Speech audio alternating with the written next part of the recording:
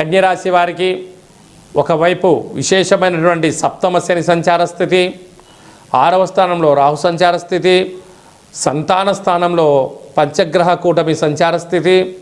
ఒకవైపు ఆదివారం అమావాస్య సందర్భంగా గ్రహ దోషాన్ని తొలగించుకొని గ్రహ ఐశ్వర్యాన్ని ఎలా పొందాలో ఈ వీడియోలో సవివరంగా సంపూర్ణంగా తెలుసుకుందాం.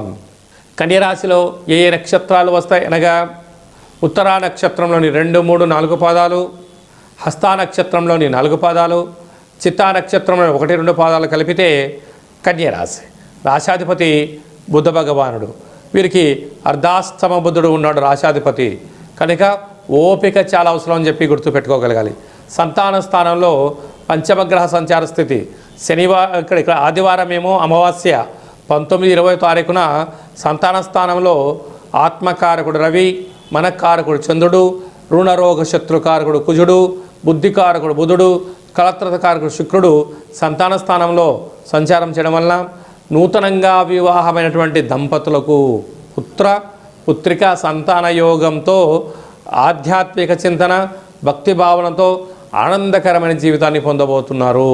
పిల్లల యొక్క చదువులు, అభివృద్ధి, ఉన్నతమైన జీవన విధానంలో ఉన్నతమైన ఐశ్వర్య జీవితానికి స్వాగతం పలకబోతున్నారు. కనుక ఇంటి సింహద్వారానికి తప్పకుండా బూడిద గుమ్మడికాయ పూజ చేసి కట్టుకోండి. ఇంట్లో తప్పకుండా ఈ అమావాస్య సందర్భంగా పంచగ్రహ కూటమి సందర్భంగా కూష్మాండ దీపాన్ని పెట్టుకోండి. ఐశ్వర్యప్రాయమైనటువంటి ఆనందకరమైనటువంటి జీవితాన్ని పొందబోతారు.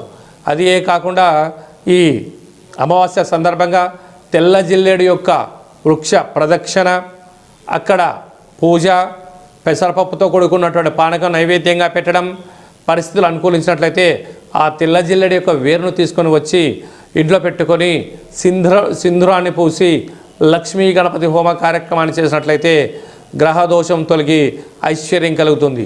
అదే కాకుండా వ్యయంలో కేతు సంచార స్థితి ఉండడం వలన చిన్న చిన్న విషయాలకు ఆందోళన తగదు. భూత భవిష్యత్ వర్తమానంతో ఆశాజనకంగా ఉంటుంది. మానవ ప్రయత్నంగా విజయ పతాకానికి స్వాగతం పలికి అన్ని ప్రయత్నాలు చేసుకోండి. రాజయోగం మీ సొంతం అవుతుందని చెప్పి కూడా గమనించాలి. కనుక హోటల్ వ్యాపారస్తులు, చర్మ సౌందర్యమైన వ్యాపారస్తులు, అలాగే మార్కెటింగ్ రంగంలో ఉండబడిన వారు, రియల్ ఎస్టేట్ రంగంలో ఉండబడిన వారు, స్వయం వృత్తులు, సాఫ్ట్వేర్ హార్డ్వేర్ రంగాల్లో ఉండబడిన వారికి ఇది చాలా సువర్ణపు యుగం. కనుక అమావాస్య పంచగ్రహ కూటమి దోష పరిహార కార్యక్రమంలో చేసుకోండి. ఉన్నతమైన జీవితాన్ని ఆనందకరంగా పొందండి.